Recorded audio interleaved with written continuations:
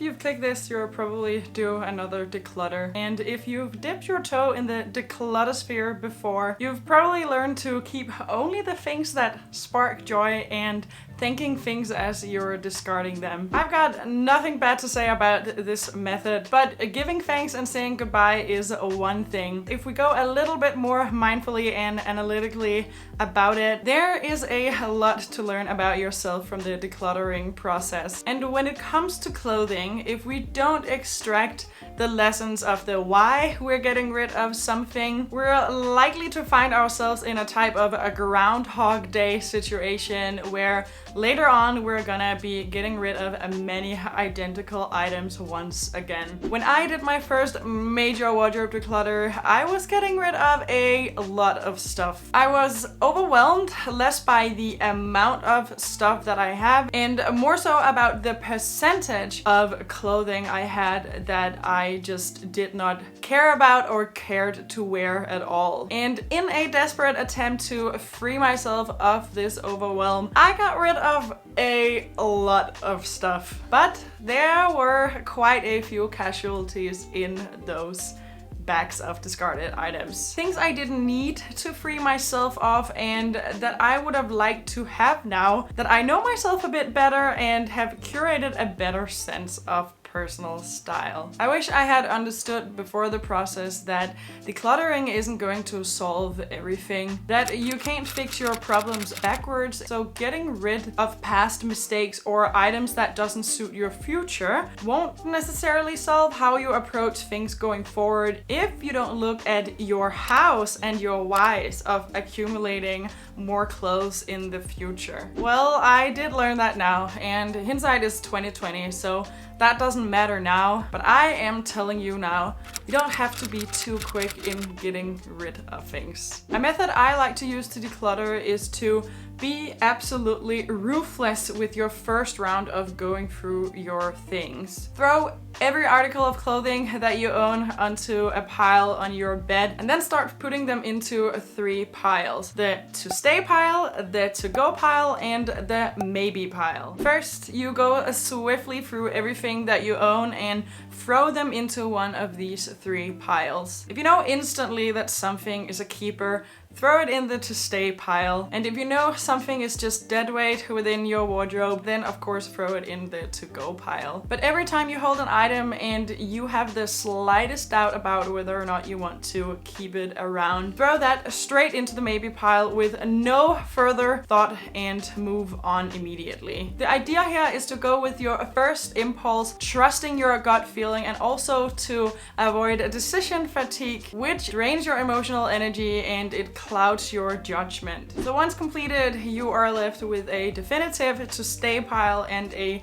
to go pile. Put your to stay pile back into your closet and discard of the to go pile. If you want to, you can use the KonMari method here and thank your things as you're discarding them. And then after this, go through the maybe pile once again and then have an actual conversation with yourself. Ask yourself the right questions to further help you decide whether you want to keep an item or not. And after this, you'll probably put a few more things back into your wardrobe and then discard of a few more things as well. And now you have your true maybe pile. And if you're like me, you'll get rid of your true maybe pile because you know you don't need what's in it, including that suede jacket that is 2 sizes too small that you haven't worn since 2012, because what if? Be the latter person of those 2 examples. Keep your true maybe pile and go into the decluttering process with the knowledge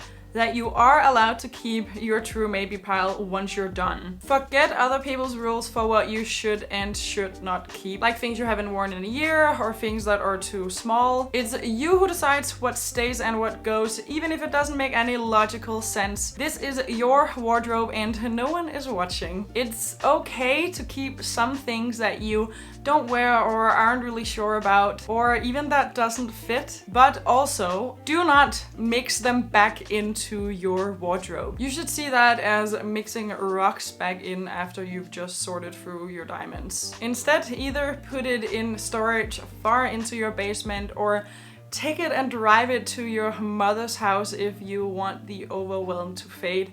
I should have probably done the latter. You'll most certainly not miss a single thing, but you do not have to worry about a regret as you're going through the decluttering process, which will help your judgment immensely. Next time in the vast future, as you're going through this pile again, you'll know yourself a lot better. Granted, you make the effort and you'll likely let go of a lot more from that maybe pile later down the road, but you don't have to worry about that right now. So now that we've gotten that out of the way, now comes the arguably biggest point, which is extracting the lessons as you are discarding things. There is a lot of useful data to be found in why you're keeping some items and getting rid of others. And that's data that you need to be able to buy more things that you love in the future and less things that needed to be discarded as part of another decluttering a couple of years down the road. After I'm done decluttering, I like to go through everything that I'm letting go of and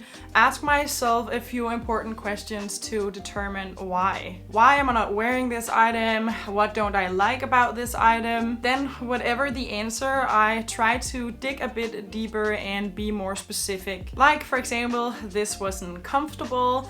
Then I'll try to check out the fabric that this was made from and then make a note of that. Or something like, I don't like blazers like this one. Then I'll ask, what does like this mean? Oh, I don't really like shoulder pads, or I don't really like a straight fit, or well, I just no longer like pink. Why is that? Well, it makes me feel juvenile whenever I wear it, and that's just not something I like. I put every lesson into my notes, and then I keep these notes on hand whenever I go shopping, so that the next time I see a beautiful pink blouse, I can remember that in an attempt to actually wear the pink things, I'll feel juvenile and probably not want to wear it. Sometimes we think novelty or getting something new will make us wear things, and I've just found for that to as good as never be the case. If you don't feel like wearing your old pink things because they were pink, you're not likely to wear new pink things either. Even if we are initially attracted to it in store,